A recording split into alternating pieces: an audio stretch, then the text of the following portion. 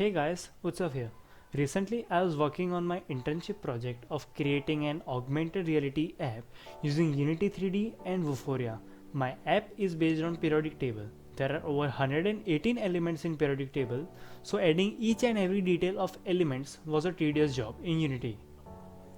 So I asked a friend of mine to create a Excel sheet that has all the required data of each and every element, and I developed a Python script that will do the work, which is copying a data from the Excel sheet and pasting it into the Unity app at its desired location. Manually, this work would have taken me hours, but automating this stuff using Python took only half an hour, so this was a great achievement. So this video contains only a demo of how it works, and from the next video onwards, I'll be teaching you how to do this automation using Python.